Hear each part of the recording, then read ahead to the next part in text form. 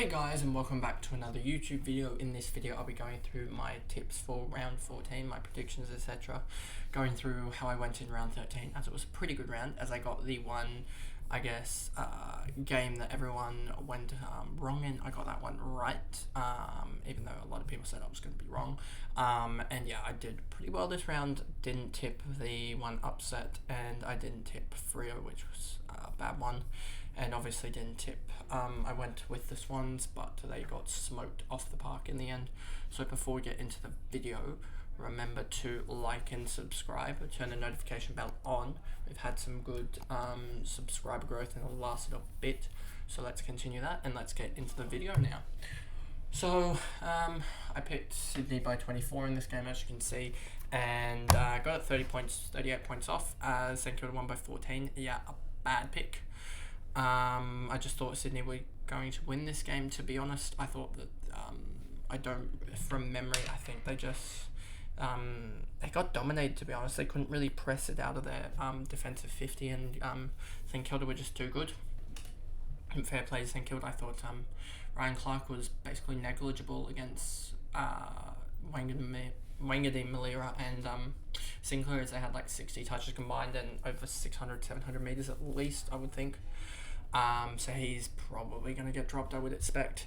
And yeah, so St Kilda, fair play to them. They won, probably ending Swan season, to be honest, at 13 games, 13 rounds in. They played 12 and they're 5-7, I believe. Still around that 100 percentage, so their percentage won't be a problem, I don't think, because there's too many. There's a lot of teams within 110, and I think 110 is attainable if you go on a massive win streak. Then you have Port versus Western Bulldogs. Got this game right, which was good. I think Port, with the way that they're playing at the moment, is great to watch, to be honest. Butters and Rosie are probably at the moment the best last 5 games or so. Big two midfielders, I guess, I would say at the moment, but that can obviously change. I don't think we've seen the best of Oliver and Petrarca this year, which could return when they come back in round 15. But Butters and Rosie are taking the piss, honestly, at the moment, and they're beating every team in their path. Brisbane, I thought, would be better than that at MCG against a Hawthorn side that I think is rejuvenating. 3 of their last 4. I think they'll probably end the season 8 or so wins also. Then everyone, including their... Honestly, anyone should have seen this coming. I'm surprised if anyone went for West Coast in this game. I don't see West Coast winning another 2 games, to be honest. They might sneak another one if they get all their players back, but I don't see them winning more than a game or 2. Like, in the save the Swans, I know not this week, but next week, I don't even see them beating the Swans. Even the Swans on current form should be beating them by 30 or 40, especially with the Swans getting Mills and Parker back this week. Then you have Freo versus Richmond. I thought Freo would win this game, and Richmond just honestly played too well. Tim Taranto, again, is killing me both in my tipping and in the AFL fantasy, not captaining him, so that was really annoying to watch that game unfold. Then you have North versus GWS. North, again, I've just realised halfway through recording, I haven't gotten a pen. What am I doing with this? This is the one video a week that I've got to grab a pen for, and I decide not to bring a pen to that. I always have a pen on my desk, and it's just the one video I don't. So GWS beat North, as I was saying. Essendon beat Carlton pretty convincingly, and then here comes to my pick of the round, was Melbourne beating Collingwood in a coin flip, even though Melbourne kicked, 8 goals, 18 I think it is, 48 plus 18 behind, so 66, yeah, they would have kicked 8 goals, 18, and I'm pretty sure Collingwood kicked 9 goals, 8. So Collingwood kicked more goals, but Melbourne just overarchingly could have honestly kicked about 16 goals, 10, which would have been 106, and they would have won by 44 points, and Collingwood probably wouldn't have had that late surge at the end to kick a goal or 2, so it probably would have ballooned out. Probably would have been a 50-point margin if Melbourne had kicked straight, to be honest with you.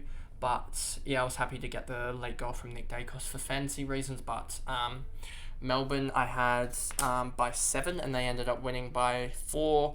I had Essendon by 18, they won by 34. GWS by 12, they won by 28. I had Freo by 21, they lost by 15. I had Adelaide by 55. They won by 122. I had Brisbane by 50 and they lost by 20. For that is a terrible pick. I had Port by 10 and they ended up winning by 22. Okay, so that's all my tips for that round, and let's get into the round 14. So round 14, we have Port versus Geelong, and Geelong, we actually have the AFL teams.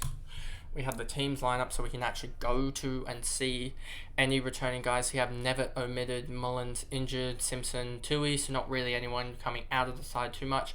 And you have Holmes, Duncan, and Dangerfield, and then you have Burton. This is a hard one to think, because I think that we could see, this is a tough one to pick. I initially wanted to go for Port, but we have Patrick Dangerfield back, and he really seems to help both. He seems to really help Hawkins and also Cameron really function really well. Like, I think it's almost double the amount of shots they get when Dangerfield's in the side or something. So I could go against the grain and go with Geelong, but I do think Port's on this like sort of winning train at the moment that's just sort of carrying them at the moment, and I think only a bye is probably going to be able to stop them, or Collingwood at this point, as I think they even played Melbourne and beat them, didn't they? Yeah, they played Melbourne and beat them by 4 points in a very, very tight game, and then they Melbourne got beaten by Freo, but I think Port win this game by 14 points, to be honest with you. So let's go Port by 14. Then you have Brisbane versus Sydney. I think Brisbane win this game, to be honest. And they look pretty, even though we've just had news of Rich and Gunston standing down, I don't think the Swans, even with Parker and Mills returning, win. I think the Swans need to rely on a massive surge late when they're 5-8 to have any chance in finals, to be honest with you. Hopefully they can build off the Eagles. They probably go to 6-9. Surely they can mount a challenge against the Tigers to go to 7-9. They could potentially beat. The Bulldogs seem to be their guinea pigs, so they can get to 8-9 here. Then face Freo. Could they get to 9 evens at 9-9, heading into Essendon, where they could go 10-9 potentially, and then Giants they should be able to win. So they have a run here where they could, after Geelong, pick up 6 wins here on the bounce, and then head into Adelaide Oval being 11-9 or something. Is it, or 12-9? They could potentially be 12-9 heading into Adelaide Oval. Like, we're talking, they could go on a late run. But Freo is a tough side. Western Bulldogs are a tough side. They struggled against Draper. Did they play Draper? No, they haven't played Draper yet, but they've struggled against... A lot of teams have struggled against the 2-ruck matchup there, so they'll probably struggle against that. But they seem to beat them up last year, and they'll have returning players back. So it's this 3-game patch here where if they can beat Geelong, I think they make finals. And I know that's probably a little bit biased at the position that they're in, but I think they'll beat Richmond. I think they will beat their guinea pigs in Western Bulldogs. Then I think they go to Freo, and that's another game where it decides basically where their finals are at. But I think if they get on a run here, I think they will beat Essendon. And then Giants, I think they can beat them. And then they've got the Suns, who I think they can honestly beat as well at the SCG, even though the Suns do seem to play well at the SCG. And then Adelaide Oval, that could be a loss, and that could be a loss. So they could honestly end the season. There's 23 games, so they could end the season 12-11 here. And whether that gets them into finals, we'll have to see. But I don't know if it will. But I think Brisbane win this game by 25 or so, as it is up at the Gabba, and I do think that their midfield is just stronger than the Swans. GWS against Fremantle. You've got GWS has 5 wins at the moment now. Do I go GWS or do we go? I think Fremantle is. I think Fremantle win this game. To be honest, I think they just had an off week against Richmond, and I think GWS they lost. So GWS lost to who did they lose to? GWS. Who did they lose to? I'll just check through this way. They played. They played North, and didn't they just beat North or something? Let's look here. They beat North by 28. Okay.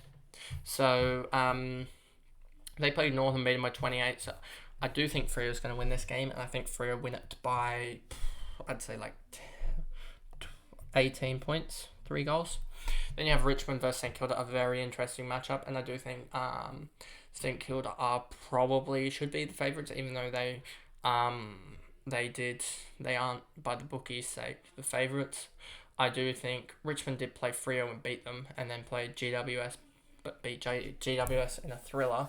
They lost to Port by 10.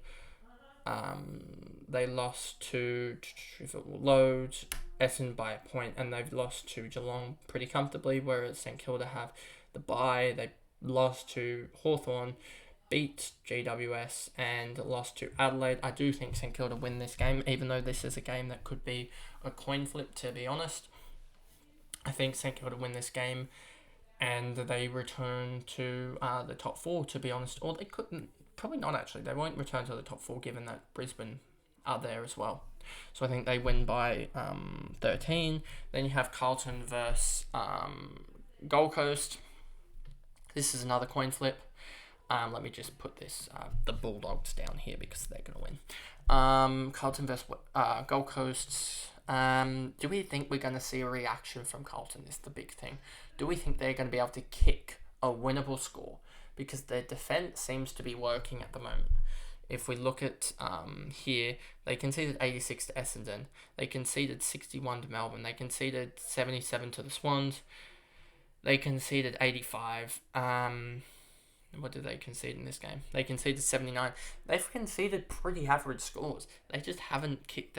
It's been, I think, something like, I read a stat. It's something like 6 games until since they've kicked, I think, over 80 maybe, was it, or something. And that was when they smoked the Bulldogs. I mean, not the Bulldogs. They smoked the Eagles when they kicked 150 points. If you take that game out, we're looking like 9 or 10 games, I'm pretty sure, since they've done it. So do I think Gold Coast are better than them? Gold Coast came into the bye with 2 wins up in Darwin, and then they did lose to Brisbane, but that was when Brisbane were playing at home, and Brisbane at home is pretty much one of the hardest teams to beat, I would think, up there with Collingwood as well. And they beat the Eagles as well at Optus Stadium as well. So I want to go with,